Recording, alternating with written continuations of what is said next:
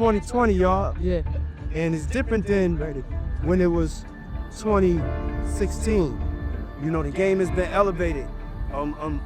As we can tell, there's no expense being spared. We are the Black Billionaires Lunch.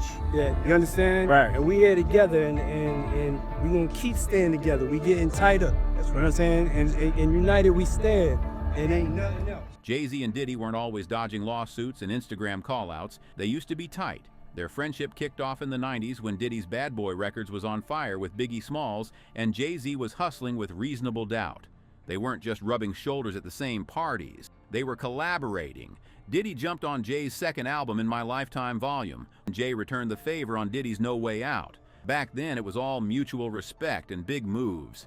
After Biggie's death in 1997, Diddy saw Jay as the guy to fill the void left by both Big and Tupac. Their bond wasn't all about business, though. In 2005, they showed up on live TV to hand over a $1 million donation for Hurricane Katrina relief. That kind of public flex wasn't just about charity. It was about showing the world they ran things together. But Diddy had a habit of keeping things interesting. At Screamfest in 2007, he slapped Jay-Z on stage. Not once, but twice. It was playful, but it left fans buzzing. Jay laughed it off because at that point, the vibe was still cool.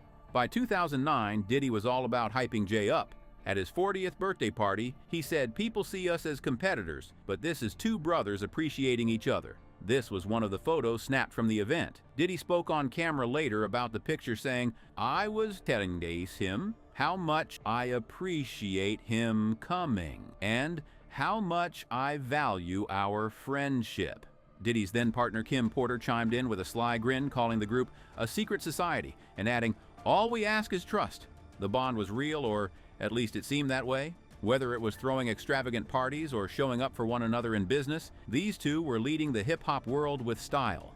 Fast forward to 2022, and Jay was still singing Diddy's praises. When Diddy received the BET Lifetime Achievement Award, Jay said in a tribute video, "Puff was the first one that came through and made us feel like it was us." But cracks were forming. As Diddy's legal troubles started piling up, the bromance began to unravel. Diddy's downfall didn't start quietly. In November 2023, Cassie Ventura filed a bombshell lawsuit accusing him of years of abuse, coercion, and outright violence. She claimed Diddy forced her into disturbing freak-offs with male workers while he filmed Beat Her multiple times a year and even blew up Kid Cudi's car out of jealousy.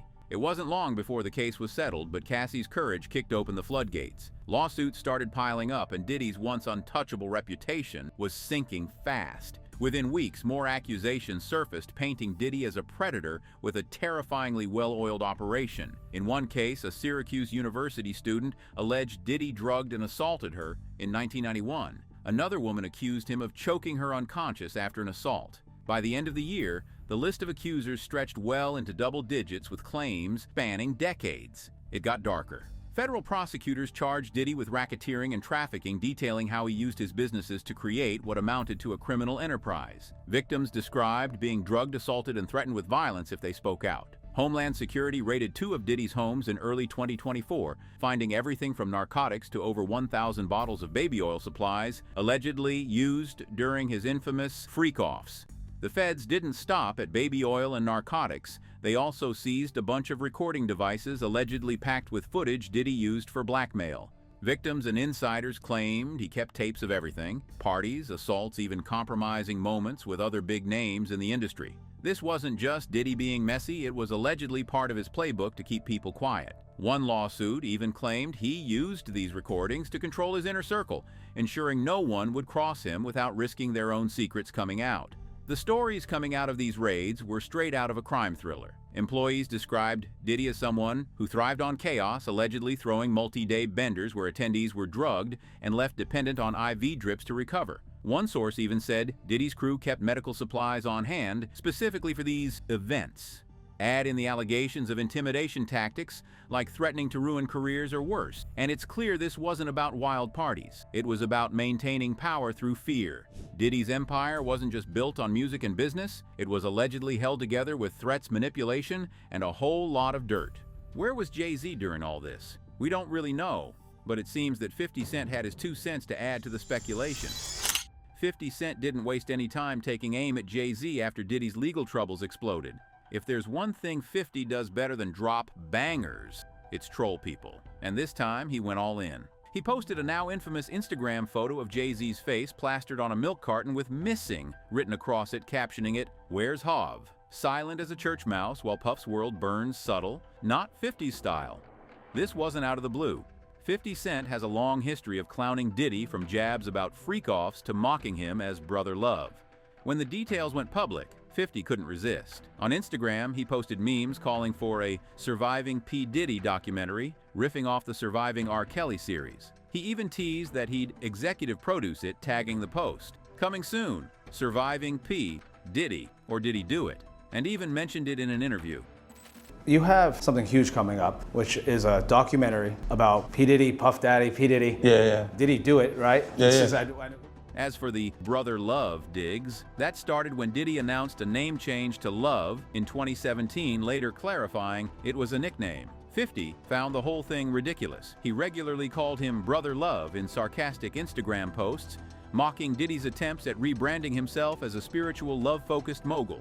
The jabs didn't stop there.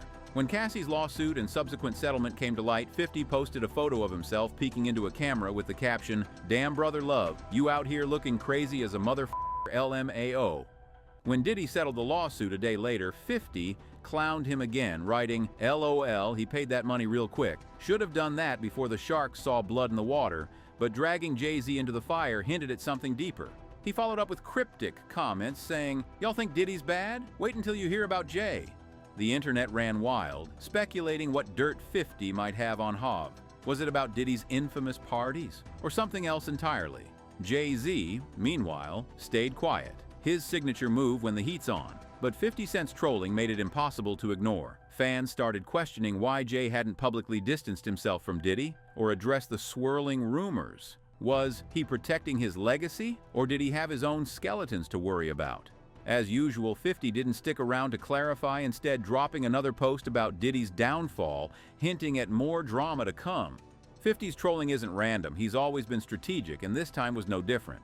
By tying Jay-Z to Diddy's controversies, he pushed Hav into the spotlight he's been trying to avoid. Whether 50's got real dirt, or is just fanning the flames, one thing's clear. He's not letting Jay-Z off the hook anytime soon, and knowing 50, he's got a few more shots loaded and ready to fire. 50 Cent's trolling wasn't the only thing putting Jay-Z in the spotlight. In December 2024, a lawsuit originally filed against Diddy took a turn when the plaintiff, identified as Jane Doe, added Jay-Z as a defendant. The claim? Both men allegedly assaulted her at an after-party following the 2000 MTV Video Music Awards when she was just 13 years old. The lawsuit describes a disturbing scene. The plaintiff, who had been lured to the event, claims she felt disoriented after accepting a drink. She wandered into a bedroom where she says Jay-Z assaulted her first, followed by Diddy. The details are grim, but Jay-Z came out swinging in his response. In a statement addressed to the plaintiff's attorney Tony Busby, Jay-Z called the allegations heinous and refused to back down, saying, "I implore you to file a criminal complaint, not a civil one. Whomever would commit such a crime against a minor should be locked away. Would you not agree?" He didn't stop there. "No, sir, I will not give you one red penny," he added, directly accusing Busby of trying to shake him down. Jay-Z's lawyers doubled down, filing a motion to force the plaintiff to reveal her identity or dismiss the case entirely. Mr. Carter should not have to defend himself in the brightest of spotlights against an accuser who hides in complete darkness, the motion read, adding that witnesses could refute the claims if the plaintiff's identity were known. Busby, of course, hit back, calling it a very serious matter that would play out in court. Jay-Z's fiery denial has kept him fighting on all fronts, but as Diddy's empire collapses, the timing of this lawsuit is impossible to ignore. While Jay-Z was fighting off the latest lawsuit, Beyoncé stood by him like a brick wall. A day after Jay-Z filed to dismiss the allegations tying him to Diddy, the couple made a very deliberate public appearance. Beyoncé, in full glam, walked the red carpet at the Mufasa, the Lion King premiere, with Jay-Z and their daughter Blue Ivy by her side. The message: solidarity. A source later told Page 6 they're a team and will face this situation together, as if to shut down any rumors that cracks were forming. But fans weren't entirely convinced everything was fine. Days after the lawsuit went public, Forbes listed Beyoncé as Beyoncé Knowles instead of Beyoncé Knowles Carter, sparking chaos online. Fans speculated it was a soft launch name, change a subtle way of distancing herself from Jay-Z. This going viral. "Good luck, babe," one fan joked, while others asked if something bigger was coming. The move seemed small, but considering Beyoncé's decades-long branding around Mrs. Carter, including tours, albums, and even Cowboy Carter, it had people side-eyeing. And let's not forget, this isn't Beyoncé's first rodeo with public drama surrounding Jay-Z. After years of whispers, Jay finally admitted in 2017 to cheating, saying in an interview, "See themselves. The hardest thing is seeing pain on someone's face that you caused and then have to deal with yourself." Yeah. Beyoncé famously aired out their problems in Lemonade. And who could forget the 2014 elevator fight where Solange went full Mortal Kombat on Jay-Z? Even then, Beyoncé stood by him, dropping cryptic lyrics like, "Of course sometimes shit go down when it's $1 billion on an elevator." Diddy's implosion has everyone side-eyeing Jay-Z, and for good reason. The two shared decades of success parties and power moves, but now people are asking how much Jay knew, or worse, how much he was involved. Diddy's alleged behavior, from blackmail tapes to wild freak-offs, makes it hard to believe he operated completely in the shadows. And with their long history, collaborations, shared events, and close circles, it's not a stretch to think Jay-Z saw more than he's letting on. Some theories go further, claiming Diddy's collapse could drag Jay into the mud. If Diddy has the dirt, people say he does, those infamous blackmail tapes might include footage no one wants to see.